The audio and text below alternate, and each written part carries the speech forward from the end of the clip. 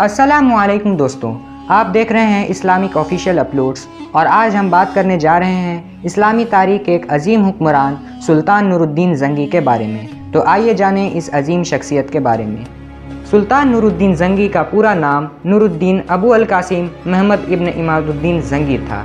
उनकी पैदाइश 1118 ईस्वी में इराक़ के शहर मोसुल में हुआ था। उनके वालिद का नाम इमादुद्दीन ज़ंगी था। वो मुल्क शाम और इराक़ के हुक्मरान थे। नूरुद्दीन ज़ंगी के वालिद के इंतकाल के बाद सुल्तान नूरुद्दीन ज़ंगी और उनके बड़े भाई सैफुद्दीन ज़ंगी ने खुद के बीच सल्तनत को तकसीम कर लिया। सुल्तान नूरुद्दीन ज़ंगी ने हलब और उनके बड़े भाई ने मोसुल लिया। उन दोनों के बीच का सरहद अल-खाबर दरिया था। सुल्तान नूरुद्दीन ज़ंगी एक अच्छे और बेहतर हुक्मरान तो थे ही, साथ में एक इबादत गुजार शख्स भी थे।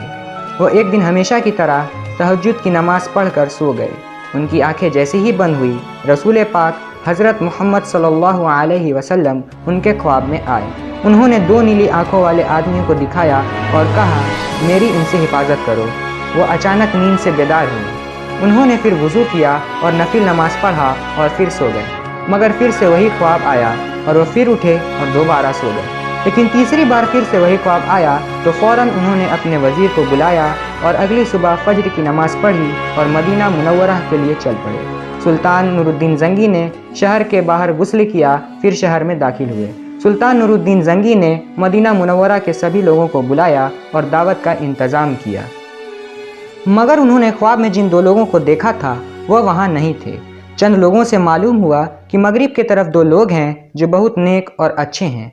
वह बहुत इबादत गुजार हैं और वह किसी से मिलते नहीं हैं। सुल्तान नूरुद्दीन ज़ंगी को उन पर शक हुआ और उन्होंने उन दोनों को फ़ौरन बुलाया।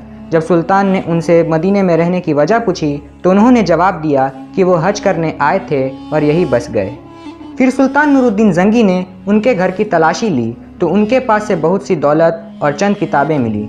फिर सुल्तान की निगाह फर्श पर बिछी कालीन पर गई। उन्होंने उस कालीन को उठाकर देखा तो नीचे एक सुरंग खुदी हुई थी। वह सुरंग हज़रत मोहम्मद सल्लल्लाहु अलैहि वसल्लम के कब्र के पास जा रही थी और वह अमीरुल मुमिनीन हज़रत उमर फ़ारूक रज़ियल्लाहु ताला अन्हु के कब्र तक पहुंच चुकी थी।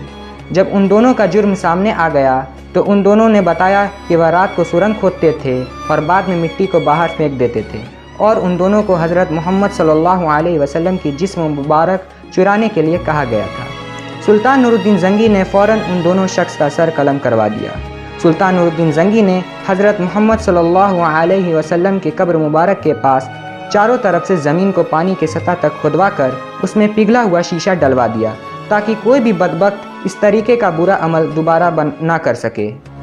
सुल्तान नूरुद्दीन ज़ंगी ने अपने दौरे हयात में बहुत सी मस्जिदें और मदारिस तामीर कराईं और वह अपनी दौलत को गरीबों और मजबूरों में तकसीम कर दिया करते थे। सुल्तान नूरुद्दीन ज़ंगी ने सलेबियों को भी बहुत सी जंगों में शिकस्त दी।